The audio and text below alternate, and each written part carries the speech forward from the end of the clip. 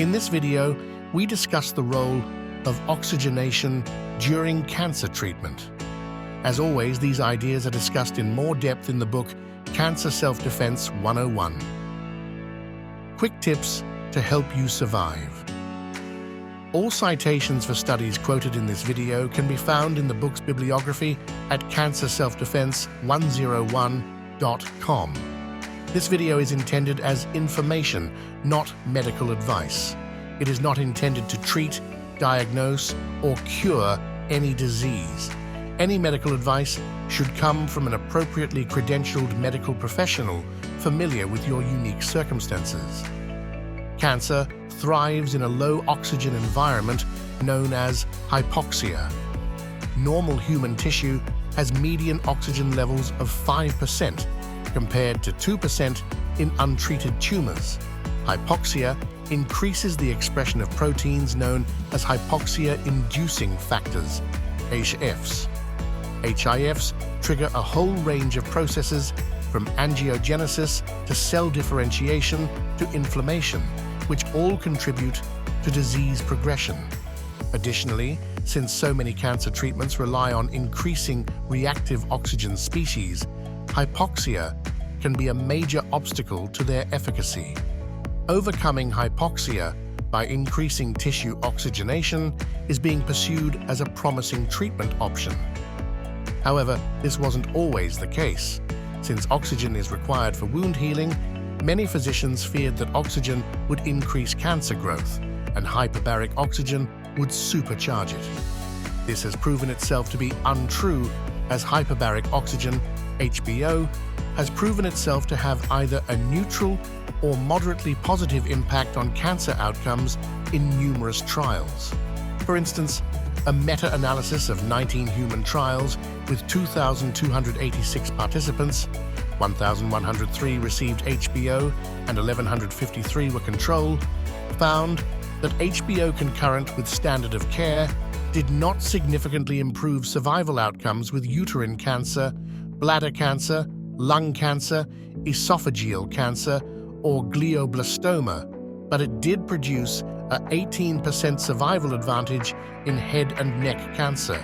It also produced a 40% decrease in local tumor recurrence after 2 years in uterine cancer. This general sentiment of the moderate utility of hyperbaric oxygen was also supported by an earlier meta-analysis of 15 trials. Reviews have also singled out hyperbaric oxygen's positive impact on gliomas, primary brain tumors, even though it did not have a significant impact on glioblastoma in the previous meta-analysis. HBO has a more beneficial effect on many side effects of cancer treatment. There are currently 14 FDA-approved indications for HBO, including radiation injuries, hearing loss, skin infections, and wound healing.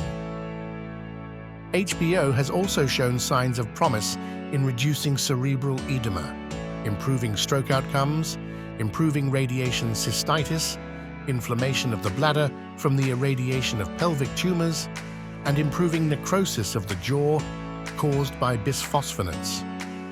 Where HBO really can make a sizable impact is in conjunction with other therapies.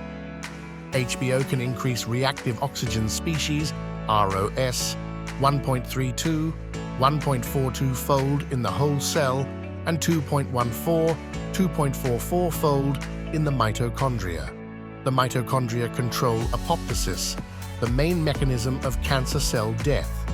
Such a large increase in ROS could surely assist other therapies that also rely on increasing ROS, but this increase is fleeting, lasting only an hour or so. Another therapy would have to be paired with HBO either during the session or immediately after. One human trial that had a 20-fold increase on 5-year survival in pancreatic cancer paired hyperbaric oxygen with a ketogenic diet, hypothermia, and chemotherapy with induced hyperglycemia. All of these were given with less than an hour gap between each treatment.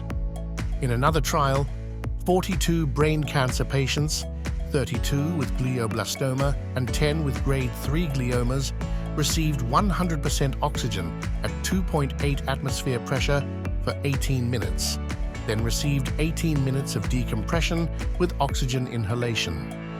The patients then received radiation no more than 15 minutes after the cessation of HBO.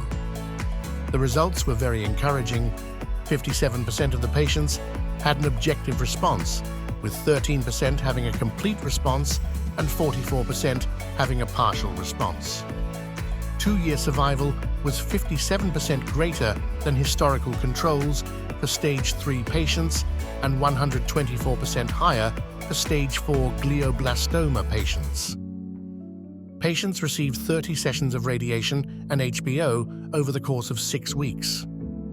Another study in 29 stage 3 and 4 brain cancer patients repeated almost exactly the same trial parameters as above, but this time 15 patients received HBO and 14 were a control group.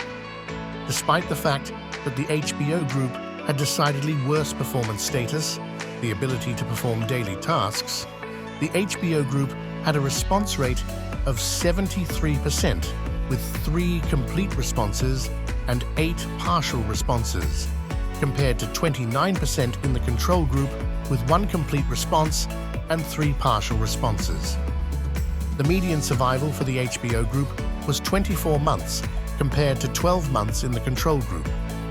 Equally positive results have been found following the same treatment protocol in head and neck cancer, with radiation delivered within 15 minutes after HBO achieving a 100% 5-year survival rate.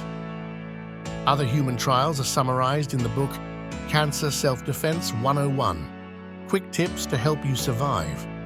It is obviously not feasible to bring a hyperbaric chamber with you throughout a hospital if you're getting radiation, chemotherapy, or hypothermia, and most oncologists will probably not be open to trying to recreate the successful protocols illustrated above.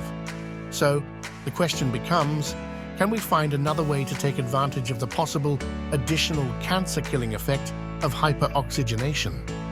Pure oxygen at normal pressure, 1 atm, also called normobaric oxygen, NBO, may confer a benefit. One trial in 69 people with traumatic brain injuries found that both HBO and NBO significantly increased oxygen partial pressure in the brain.